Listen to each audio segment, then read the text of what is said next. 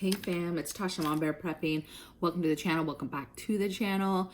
I'm so excited that you're here with me in my crazy brain of how I do things. So today, as you can see, it's early here. I have a problem. I have a serious problem, you guys, just spilling my coffee. It's like my mouth doesn't work in the morning. And I just dribble. I just drool on myself like an old lady. So, whatever.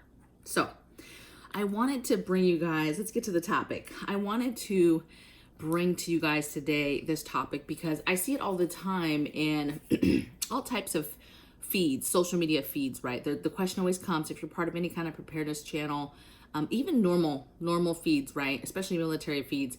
The topic always comes up of like, what's a good show? What's a good movie? What's something I can binge? In the military, because we travel so much and there's oftentimes we miss stuff. It's not the easiest for us to just find a show on TV when it starts and then watch that week in and week out to until it's done, right? A lot of times, you know, we just, whenever we are home, right? Or have some downtime, we just end up binging whole shows. And when I say whole shows, I'm talking about we find a good show and we'll just binge that baby all the seasons until it's done, okay? And I don't know, maybe civilians do that too, but that's very popular with us in the military. So I've seen these feeds from the beginning of time on what's the best shows to watch. Now, what I'm bringing you guys today is 10 movies or shows, they're both, that have to do with preparedness, that have to do with emergency crisis, right? Natural disasters, medical crisis, whatever. This is not an inclusive list. I only just wrote down 10. I just thought about the first 10 that came to my mind, but there is a ton. And then a couple of them, I'll tell you why I like them and why they're on the list, okay? But I picked all stuff that has to kind of do with right now, either stuff that's going on in our country, things that could happen in our country, or just basic, like common sense, good sources to learn what not to do as far as emergency preparedness. Okay, so these are my top 10, you guys. These are just my fun right now 10. So first one is Red Dawn. So first of all, there's two, okay? I suggest watching both of them, but there's two versions. They're really good, and basically, without telling you everything, it's about an invasion from another country and on foot, like they invade our country, okay? And it's about the citizens and us fighting back. Great movie, lots to learn. Could it happen? Absolutely, anything could happen, okay? But just a good movie. Number two, The Walking Dead, the show. Now, obviously, I don't necessarily think, zombies. I'm not sitting here talking about zombies all day on my channel, right? I try to talk about common sense that I think is stuff that validly could happen. Now, could we get infected biologically, chemically from the enemy and somehow our bodies turned into just something horrible? Of course.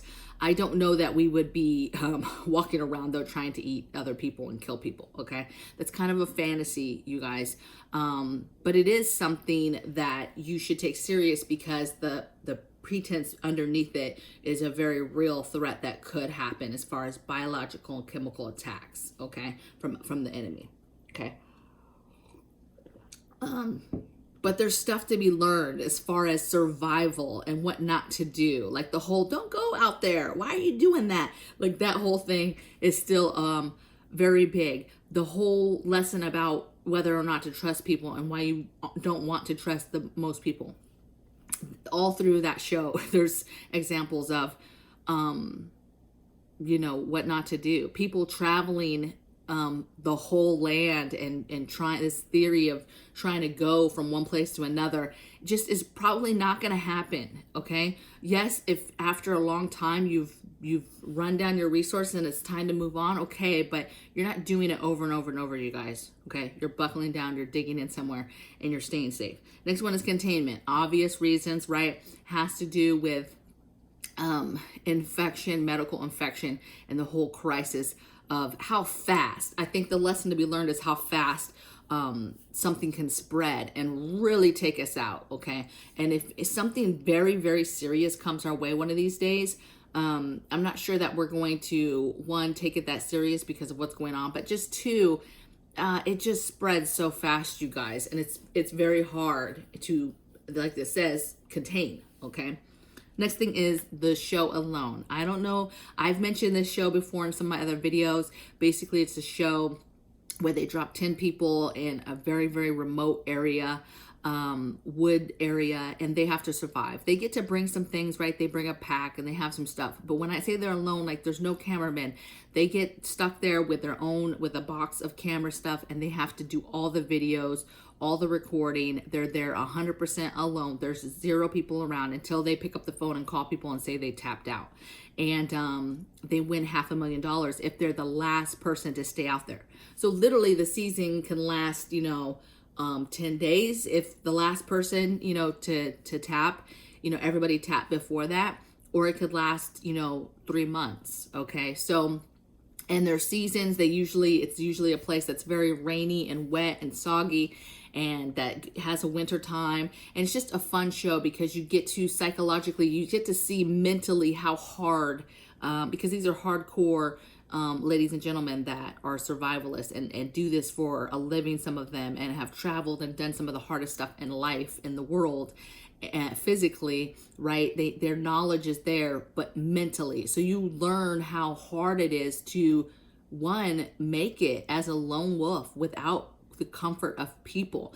And people don't realize that comfort and that mental toughness that they need to survive, and how important it is to have people with them and their loved ones with them. Okay, so lots to be learned, let alone just stuff you learn from watching these survivalists literally in the woods trying to survive on plants and slugs and trying to procure fish and hunt, and the struggle that these professionals have in a real environment, right? Not I'm gonna go here and I have all my fancy stuff. No, I mean, they get to take very little. Okay, so all right.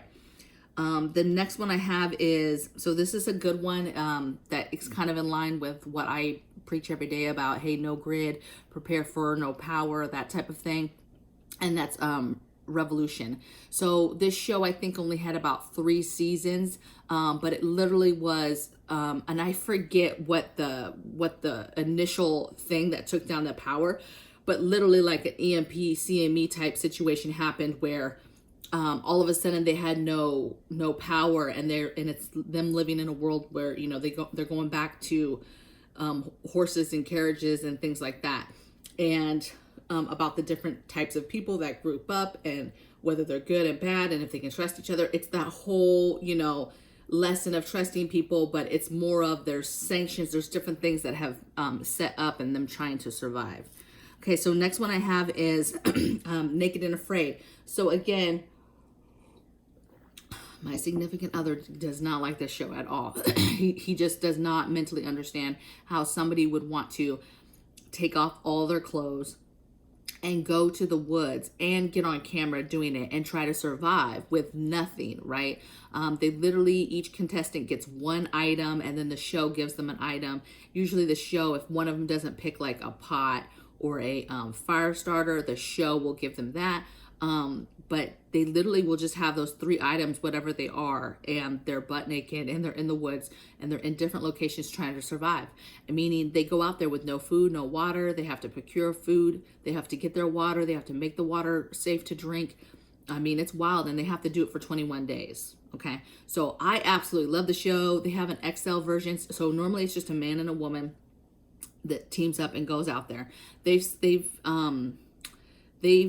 switched it up a few times, okay, but they also have a Naked and Afraid XL, if you haven't seen that, where they bring back members and they have little groups that they put together in different locations, and then they end up finding each other, and then it's a whole group. And that show, they have to last, I think, 41 days or 40 days, something like that, okay, 40 days, 40 nights, something like that.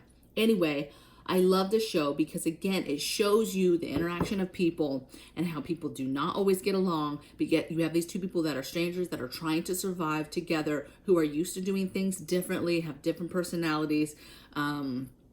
you know, and their knowledge is different. You know, one person might want to drink the water, one person is like, no, hell no, we're not doing that. And so you have this battle of trying to survive with a stranger, okay? And it's crazy, you know, and they're naked, you guys. All right, next one is Songbird. So Songbird wasn't that good of a movie. Okay, this was a movie.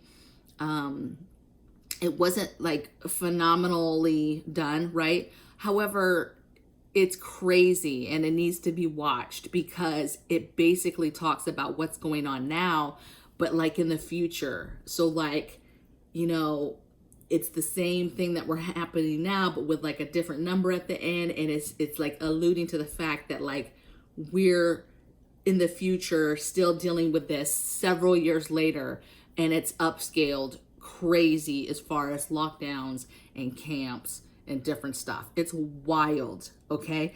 Like wild. So not that good, you guys, as far as, so don't watch it and be like, that was a horrible movie. It was horribly directed, bad acting. I'm telling you that it's not a good movie, but it's a must watch, you guys, because you're going to be like, what? No way. Like it's wild. It's freaking wild. Okay. Next one I have is Fallen Skies. Okay. So this is like an alien type movie, show. Sorry. It's a show. But super good about aliens and us fighting aliens and what happens. And it's just a good show, right? If you like that sci-fi type stuff, I think that you'll enjoy the show. Okay. Okay. 2 more, you guys. Next one's, you know, this one had to be on the list. Okay. Doomsday Preppers. Now, this is what I'm going to say about Doomsday Preppers, okay? And this is really for my new preppers, okay? But this is a great show for seasoned preppers as well, and I'm going to tell you why, okay? So when I first originally, many years ago, watched Doomsday Preppers, I was like, what in the world is this? What is these shenanigans where these people are just kooky as all get, right? They're just they pick some random, you know, thing to survive, and then they're on TV talking about, yeah, I'm surviving for this, and it's like the most ridiculous thing. And you're like, there's so many more common sense things to prepare for. And then part of me is like, okay, well, I guess we're preparing, but no, it's just ridiculous stuff like, hey, we're preparing for the Yellowstone to blow up. But then like the show would be like, do a little grading on them at the end of each episode. And you had people on that show that had no water and no food. And you're like, but they were preparing and they had all this stuff. Or you had people on there that were preparing for, let's say, nuclear war. They had all this fancy gear. I mean, it was awesome, right? They had the suits. They had their bug out plan. They had their masks. They had everything. Gucci 5. But then they didn't have any food and water, right? So it was like, what kind of preparedness is this? I mean, it's just one tiny little piece. But let me tell you, baby, I don't care what you say you are preparing your family for. Food and water needs to be the number 1 and number 2 things that you're prepping for your whatever scenario it is. And then you can branch out and do the stuff that you want to do. So again, it was a really good show to learn kind of what not to do. But again, there's a lot of good ideas on there. So even if you're a seasoned prepper watching it, now you're seasoned, you kind of know what's not cool, what's like, that's ridiculous or whatever, right? But it was good. I mean, we write down notes all the time watching that show, just from ideas that we got from them. Or they had one little thing or a piece of gear, or they were doing something a certain way that you were like, oh, okay, that's cool, right? And then you would write it down. I have pages and pages of notes from Doomsday Preppers, you guys. I mean, that show is phenomenal as far as getting some little tips and tricks. But it's also a show that, especially a new prepper, needs to be very careful about watching and not take it as gospel and be like, oh yeah, that's what I believe in, I'm gonna start prepping that. And then they're like, don't have the basic needs, the basic things that you need to survive. None of that other stuff matters, you guys, if you don't have your food and your water, okay? All right, and then the last one is, this is one I just recently watched on, I think it was on Vice, you guys. And it was called While the Rest of Us Die. And it was a show. It was just a 1 season, maybe, I don't know. It was a short season, maybe 6-7 episodes, something like that. And basically it talks about different things going on in the world, different things that have happened in the world. And basically it's talking about how when something happens, you know, you can't depend on the government, because if something major happens, those people are going underground. You know, there's not no save the world, save America. You know, there is no, you know, the pretense of like fallout shelters and like saving their people. Like, that's funny. There's no such, like, it's funny. Okay. And it just basically teaches you that even, you know, even though we have a government and we talk about, oh, we have this, we have that, baby, you have to get yourself and your family ready, because nobody's going to come help you, especially if it's significant. Nobody's coming. You know, there's definitely events that are smaller, and maybe somebody will come in and help after a few days or a few weeks. But what I'm telling you is you need to really concentrate on living a self-reliant, self-sufficient life, and what that looks like and where you would go. And when some of these big events that are like life-altering, world-altering events, you know, like a Carrington event, like a CME, we're overdue, you guys. That could happen any day. We have solar storms all the time now, okay? We had a significant just a couple days ago. And those are the things that our country doesn't talk about, okay, to prepare our citizens. We don't talk about the nuclear threats and how to try to prepare for that, and to what to do when it hits where. You have to educate yourself on that stuff. The CME and what you would do, EMP, what are you doing right now in your home to protect your, you know, electrical items, okay? What would you do? You know, screw all the protecting stuff. Just what would you do if you had to live off grid, like long term? We go back to horses and carriages.